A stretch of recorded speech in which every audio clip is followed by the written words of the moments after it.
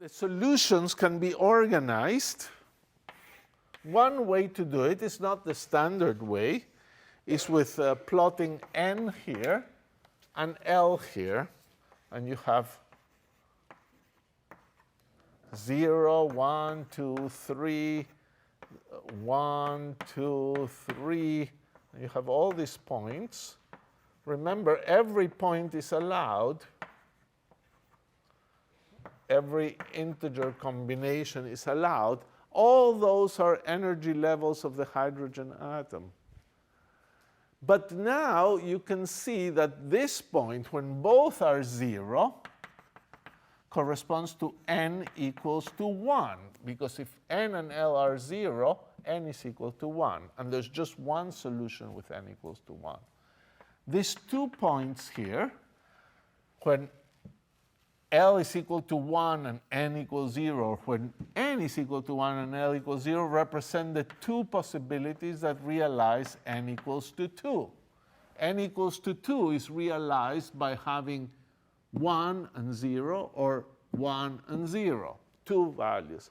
Similarly, there are 3 things with n equals to 3, 4 things, my graph is not that great, with n equal to 4, and more states. So for each n,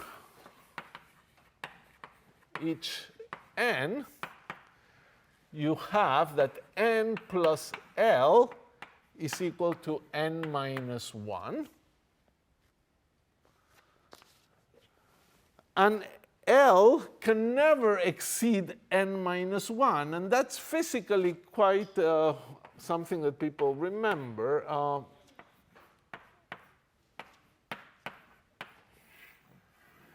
But also n cannot exceed n minus 1 or 0. Both are there, limited by these quantities. So if you have some n, you will have L and n, for example, for some quantum number n. You will have L equals 0 and n would be n minus 1. That would work out. L plus n would be n minus 1, or 1 and n minus 2, or all the things up to n minus 1 and 0. So they take turns. They have to add up to n minus 1.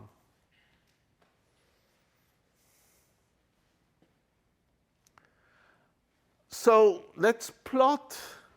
Let's actually, we can go here.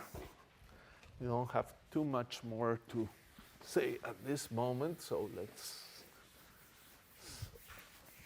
have this. We can do a little counting that it's interesting, and count the number of states for a given n.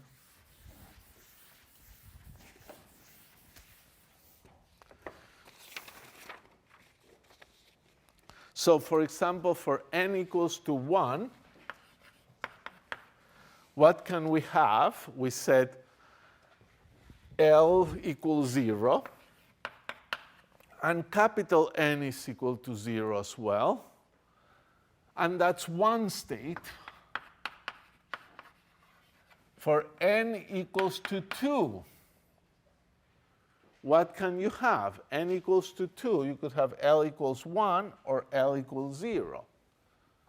So L equals 1 or L equals 0. And how many states do we have here?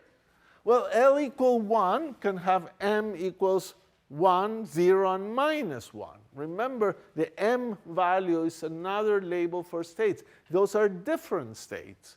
So here there are 3 states plus 1 state. 3 plus 1 states. That's 4.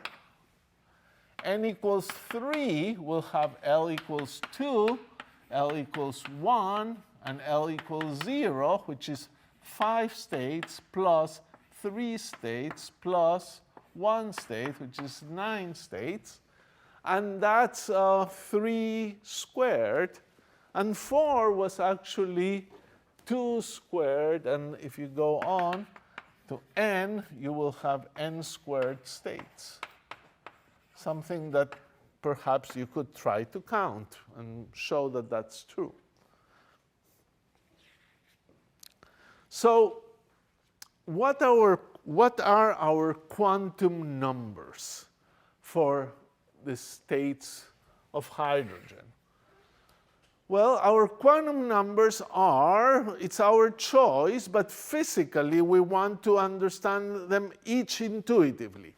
So here we go. One most important quantum number, and its name says so, is principal quantum number. So the quantum numbers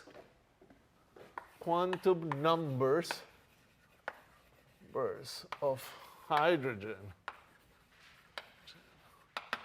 And the first important thing is n. We definitely cannot do away with n. It fixes our energies. And now we have a possibility.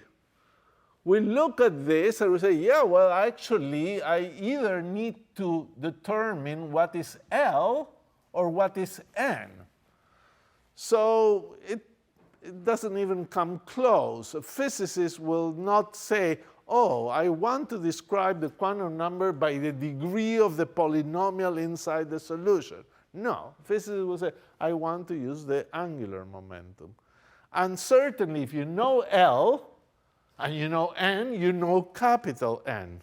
So capital N is a funny number, has to do with the degree of the polynomial that shows up in between this leading behavior and that exponential behavior.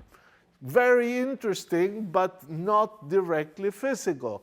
The L, however, is directly associated to an observable angular momentum. So to describe the state that I have here, if I give you n and L, you can see that you determine which state you are. So the second quantum number is going to be L. And the third quantum number is unavoidable, is the z component of angular momentum, should be m. That's also physical, and we should not skip it. So these are our quantum numbers, and they fix capital N, in case you're interested, as n minus L plus 1. And that's interesting information. So let's recall our variables. Ooh, okay, rho is here. That's very nice. Rho is 2 kappa z over a naught r. But now we know what kappa is. Kappa is 1 over 2n. So actually, the rho variable is tailored to the quantum numbers. It's just z r over n a naught, where n is the principal quantum number. So back to the solution. You see, we have to recap quickly. Psi NLM is equal to U of the energy of the radial equation. So N and L is sufficient for that, over R YLM.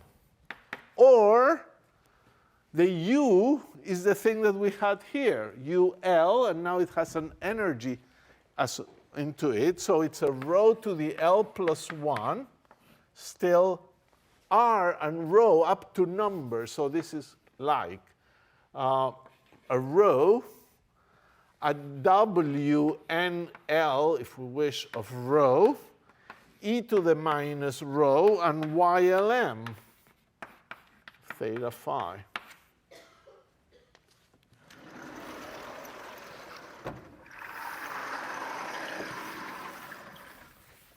So,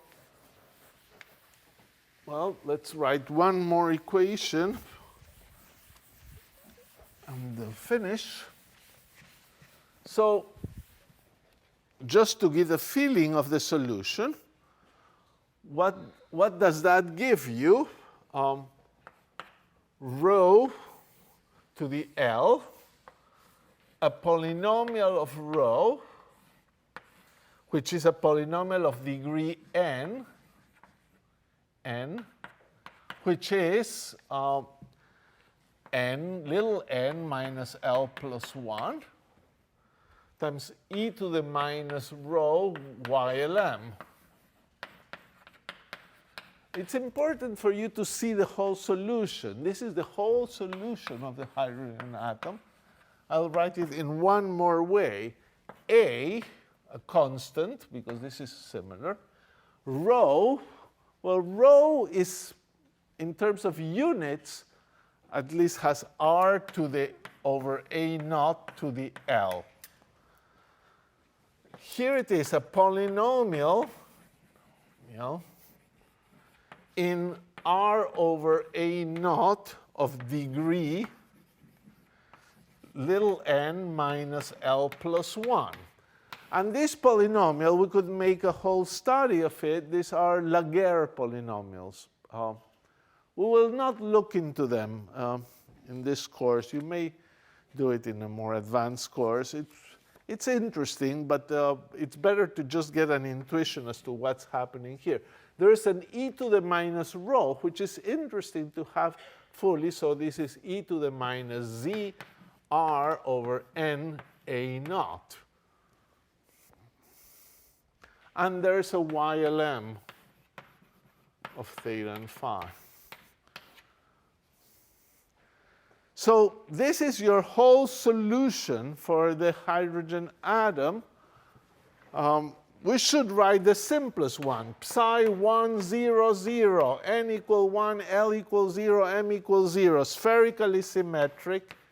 Here it is, 1 over pi a cubed e to the minus r over a naught for the case z is equal to 1. Ground state of hydrogen.